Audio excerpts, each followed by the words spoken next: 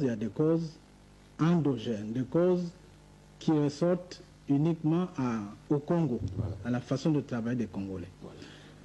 Ces causes sont d'abord, je crois, des causes administratives.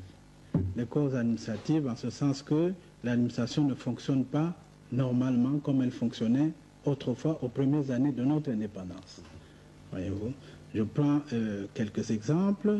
La discipline dans l'exécution du budget, par exemple. Nous avions à l'époque un budget qui faisait à peine 10 milliards de francs CFA. 10 milliards. Du temps où vous étiez trésorier payeur général en 64. Ce n'est pas le premier budget que j'ai exécuté. Le premier était nettement inférieur à ça. Mais parmi les derniers que j'ai exécutés, c'était autour de 12 milliards. Mais celui dont je parle, en 64, 65, était de 10 milliards. Avec un budget de 10 milliards, nous avons pu construire ce que vous voyez là, ce qu'on appelle le stade de la Révolution. Le stade que vous voyez et les voies d'accès.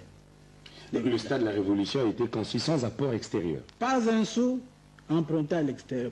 Je dis bien pas un sou. Le budget faisait 10 milliards. Nous avons pu enlever aux 10 milliards 1 milliard pour faire le stade de la Révolution. Et nous n'avions pas de difficultés budgétaires. Les salaires étaient payés régulièrement. Nous n'avions pas de dettes, que ce soit à l'intérieur ou à l'extérieur. Donc avec un budget de 10 milliards.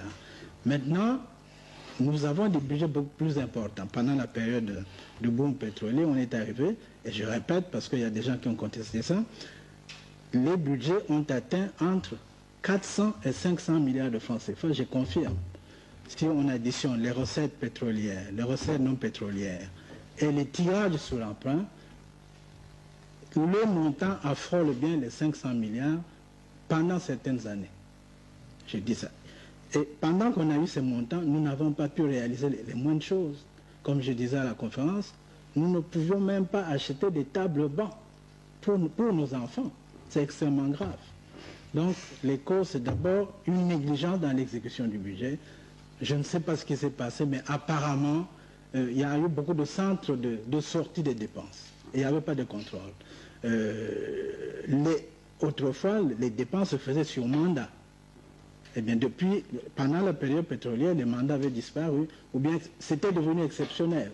Les dépenses se faisaient sur bout de papier, enfin, bout de papier, que l'on présente soit au trésor, soit à la caisse pour être payé. Cela n'est pas admissible.